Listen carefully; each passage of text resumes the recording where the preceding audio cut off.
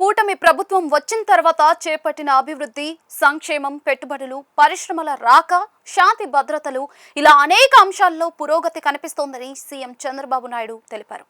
ఈ నేపథ్యంలో ఆయా అంశాలపై కూటమి సర్కార్ చేసిన మంచిని ప్రజలకు వివరించేలా ప్రోగ్రెస్ రిపోర్ట్లు ఇవ్వాలని నిర్ణయించారు. అదే సమయంలో గత వైసీపీ ప్రభుత్వ హయాంలో రాష్ట్రం విధ్వంసమైందని, ఆర్థికం నుంచి పెట్టుబడుల వరకు కూడా అన్ని రంగాలు దెబ్బతిన్నాయన్నారు. వీటిపై ఇప్పటికే 7 శ్వేత పత్రాలను విడుదల చేశారు. తాజాగా వాటికి అనుబంధంగా 3 ప్రోగ్రెస్ రిపోర్ట్లను ప్రజల మధ్యకు తీసుకురానున్నారు. దానిలో మొదటిది గుడ్ గవర్నెన్స్. గత 2 ఏళ్లలో ప్రభుత్వ పాలనపై గుడ్ గవర్నెన్స్ పేరుతో ప్రోగ్రెస్ రిపోర్ట్ను విడుదల చేయనున్నారు. వ్యవసాయం నుంచి రెవెన్యూ వరకు అన్ని పాలనా వ్యవహారాలలోనూ ప్రజలకు అవసరమైన అన్ని సేవలను అత్యంత పారదర్శకంగా అందించిన విధానాలను దీనిలో వివరించనున్నారు. వ్యవసాయం, పెట్టుబడులు, పారిశ్రామిక రంగం, పర్యాటక, మౌలిక సదుపాయాలు తదితర రంగాల్లో ప్రభుత్వం అనుసరించిన విధానాలను దీనిలో ప్రధానంగా పేర్కొంటారు. రెండవది వెల్ఫేర్ ఎంపవర్మెంట్.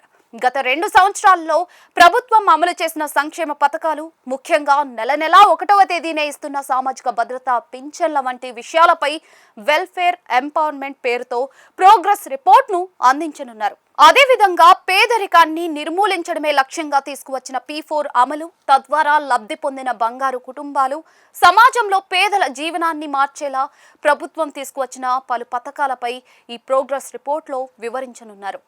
మూడోది డెవలప్మెంట్.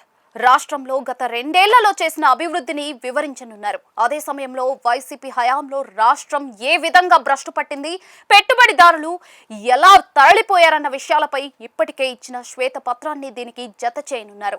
అలాగే గత 2 ఏళ్లలో సాధించిన 23 లక్షల కోట్ల రూపాయల పెట్టుబడులు, తద్వారా లభించే ఉద్యోగ, ఉపాధి అవకాశాలను కూడా దీనిలో వివరిస్తారు. అలాగే రహదారుల నిర్మాణం, కేంద్రం నుంచి తీసుకువస్తున్న నిధులు, అమరావతి, పోలవరం తదితర ప్రాజెక్టుల వివరాలను కూడా దీనిలో పొందుపరచనున్నారు. ఈ 3 ప్రోగ్రెస్ రిపోర్ట్లను ప్రజల మధ్య ఉంచాలని చంద్రబాబు నిర్ణయించారు.